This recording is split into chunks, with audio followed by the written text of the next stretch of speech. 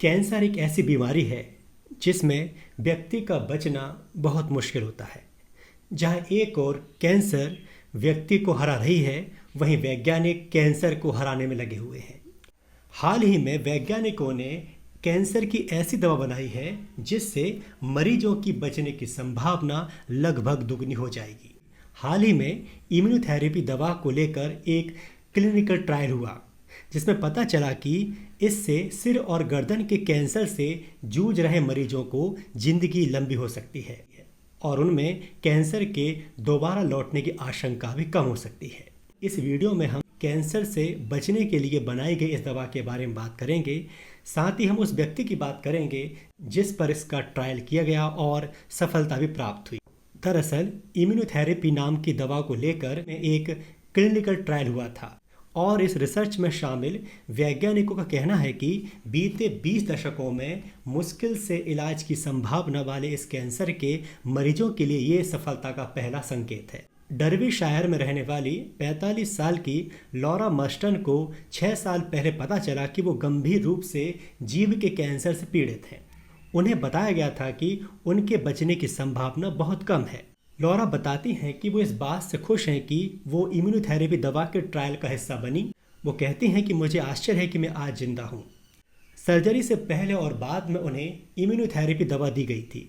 Researchers के अनुसार इस दवा की मदद से उनका शरीर ये सीख सकता है कि कैंसर फिर लौटे तो उस पर कैसे हमला कर उसे नष्ट करना है। सिर और गर्दन के कैंसर का इलाज बहुत मुश्किल होता है। बीते 2 दशकों में इस दिशा में मरीजों का इलाज करने की संभावनाओं और मरीजों के जीवन में कोई अधिक बदलाव नहीं हुआ है। सिर और गर्दन के एडवांस कैंसर से पीड़ित आधे से अधिक मरीजों की 5 साल के भीतर मौत हो जाती है।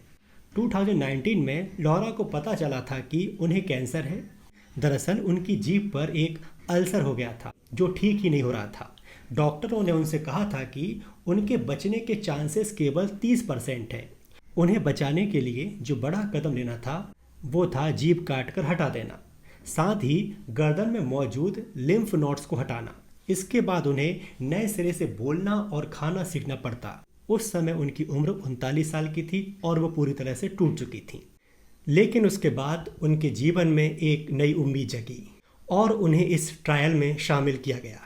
दरअसल कैंसर के इलाज के नए तरीके खोजने के लिए एक अंतर्राष्ट्रीय स्टडी लंदन में हो रही थी और इस रिसर्च में कई जानकारों को शामिल किया गया था। इस स्टडी में करीब 350 से अधिक मरीजों को इम्यूनोथेरेपी दवा पेमब्रोलिजुमैब दी गई थी। मरीजों के शरीर के रक्षा कवच को और मजबूत करने के उद्देश्य से उन्हें सर्जरी से पहले और बाद में ये दवा दी गई। यूके में हो रहे इस क्लिनिकल ट्रायल का नेतृत्व कर रहे प्रोफेसर केविन हैरिंगटन बताते हैं कि हम शरीर की रोग प्रतिरक्षा प्रणाली को मौका देते हैं कि वो ट्यूमर को अच्छी तरह से देखे ताकि वो ट्यूमर से लड़ने के लिए ज़रूरी प्रतिरक्षा तैयार कर सके। फिर ट्यूमर को हटाने के बाद हम 1 साल तक लगातार दवा देकर उस प्रतिरक्षा की प्रक्रिया को बढ़ाते रहते हैं। वहीं इस दौरान समान संख्या में अन्य मरीजों को सामान्य देखभाल दी गई। ये मरीज भी इसी तरह के कैंसर से पीड़ित थे। उन्हें भी सिर और गर्दन का कैंसर था जो बॉडी के बाकी हिस्सों में नहीं फैला था। इस प्रयोग के सकारात्मक नतीजे देखने को मिले। इससे मरीजों में कैंसर मुक्त रहने की अवधि दुगनी हो गई। औसतन ये अवधि 2.5 साल से बढ़कर 5 साल हो गई। 3 साल के बाद पेमब्रोलिजुमैब दिए गए मरीजों में शरीर के अन्य हिस्सों में कैंसर के लौटने का जोखिम 10% तक कम हो गया। इस पूरे ट्रायल को लगभग 6 साल हो गए हैं और इस ट्रायल में शामिल लॉरा अब फुल टाइम काम कर रही हैं। दरअसल लॉरा के बाएं हाथ से कुछ मांसपेशियां निकाली गई थीं ताकि जीभ कटने से जो खाली जगह बन गई है उसे भरा जा सके। उनके लिए सफ़र आसान नहीं था, लेकिन वो कहती हैं कि इस अद्भुत इम्यूनोथेरेपी से उन्हें नई जिंदगी मिल गई। शोधकर्ताओं का कहना है कि इस ट्रायल के नतीजों में सबसे महत्वपूर्ण भूमिका सर्जरी से पहले मरीजों को दवा देने की है। इससे उनके शरीर की जो रोग प्रतिरोधक शक्ति है वो ये सीख जाती है कि उसका मुकाबला किससे है और अगर कैंसर फिर लौटने की कोशिश करता है तो उसके सेल्स खोजकर उन्हें नष्ट कर देना है। प्रोफेसर हैरिंगटन कहते हैं कि इम्यूनोथेरेपी के जरिए इन मरीजों की दुनिया बदल सकती है। वो कहते हैं इससे पूरे शरीर में कैंसर फैलने की आशंका काफ़ी कम हो जाती है, क्योंकि उस कंडीशन में इसका इलाज करना बेहद मुश्किल होता है। जहाँ तक सिर और गर्दन के कैंसर के मामलों की बात है, यूके में हर साल सिर और गर्दन के कैंसर के लगभग 12,800 नए मामले दर्ज किए जाते हैं।